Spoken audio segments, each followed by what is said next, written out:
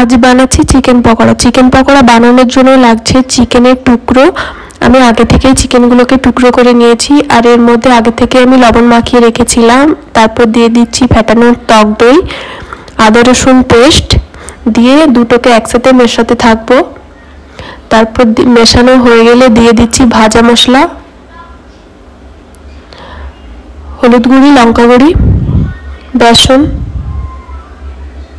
আর চালের গুঁড়ি। এগুলোকে মেশানোর পরে আমি দিয়ে দিচ্ছি গোলমরিচ। যারা গোলমরিচের ঝাল পছন্দ করো তারা দিতে পারো, না হলে দেওয়ার দরকার নেই। এরকম মিক্স করার পরে এরকমও তোমরা ভেজে খেতে পারো। আর আমাদের চিকেন কম ছিল তাই আমি অ্যাড করেছি ক্যাপসিকাম আর কুচনো পেঁয়াজ। চিকেনের মধ্যে যাতে লবণটা ভালোভাবে ঢুকে যায় তাই আমি আধ ঘন্টা চাপা দিয়ে রাখবো।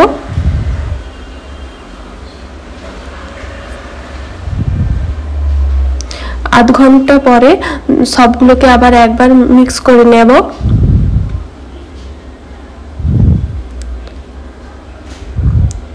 মিক্স করা হয়ে গেলে তারপর গ্যাসটা অন করে কড়াটা গরম করে কড়াতে দিয়ে দিব তেল।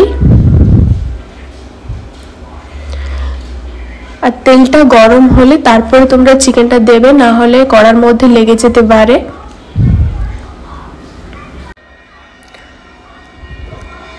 তেলটা গরম হয়ে গেছে, তারপর এক এক করে সব চিকেনগুলো ভেজে নিচ্ছি।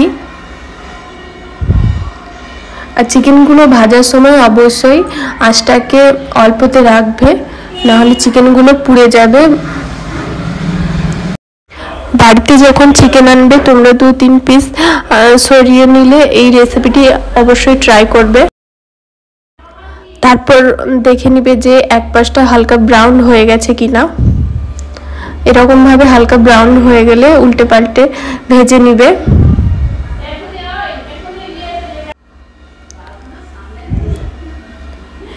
সবগুলো আমি উল্টে দিচ্ছি। তারপর এরকম লাল লাল করে ভাজা হয়ে গেলে নামিয়ে নিচ্ছি। আজ আমরা একটা যাব মন্দিরে, কালী মন্দিরে, তাই তাড়াহুড়ো করে ভাজছি। আর এটা আমার রেডি হয়ে গেছে, এবারে বাবুকে দিয়ে টেস্ট করানো যাক।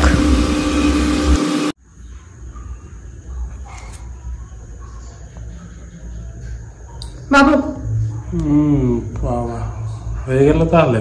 হ্যাঁ, কম ছিল তাই আমি পেঁয়াজ অ্যাড করেছি। জাস্ট দারুণ। Hello friends, welcome back to our channel. আজ আমরা বেরাচ্ছি, একটা জায়গায় কালী পুজো আছে তাই ওখানে যাচ্ছি। তাই দুজনে বেরিয়েছি। বাজে রাত 9:30। যত রাত হবে ওখানে তত ভিড় হবে, তাই রাতেই যাওয়ার প্ল্যান করেছি। আজ এমনিতেও শনিবার, তাই ভিড়েই যেতে, যত ভিড় হবে ততই ভালো না? তোমরাই ওকে বোঝাও। চলো সেখানে গিয়ে দেখা হচ্ছে। কেমন হয়েছে অবশ্যই জানি।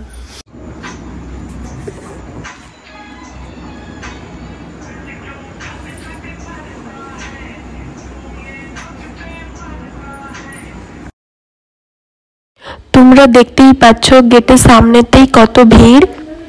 আর এখানে নাকি, আমার তো জানা নেই, বাবু বলছিল এখানে নাকি যত রাত হয় তত ভিড় হয়। আর আমরা যখন গেছিলাম তখন মায়ের ঘর তুলছিল, তাই সবাই নাচতিছে। আর এই ভিড়ের মাঝখানে আমি আর বাবু দাঁড়িয়ে আছি। আর আমাদের শোনা এই মাটা, মানে এই কালী মাটা খুব জাগ্রত।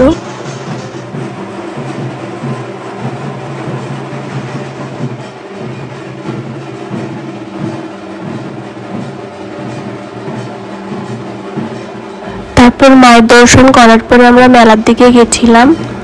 আর মেলার দিকে যাওয়ার পথে আমার বান্ধবীর সাথে দেখা হয়ে গেছিল। আর এই মেলাটা বসে 2-3 দিনের মেলা। মায়ের পুজোর দিনই সব থেকে বেশি ভিড় হয়। আর এটা হচ্ছে আমার বেস্ট ফ্রেন্ড, ওদের এখানে বাতাসা দোকান দিয়েছিল। আর তারপর ওর সাথে দেখা করে মেলাটা একটু ঘুরছিলাম। তোমরা দেখতে থাকো মেলাতে কি কি দোকান বসেছে। ভিডিওটা কেমন হয়েছে অবশ্যই জানিও। ভালো লাগলে like, comment, share and subscribe. আর আর মেনলি ভিড় হয় এই কারণে, এই এতজন এখানে নাচে সেই জন্য এত ভিড় হয়ে যায়।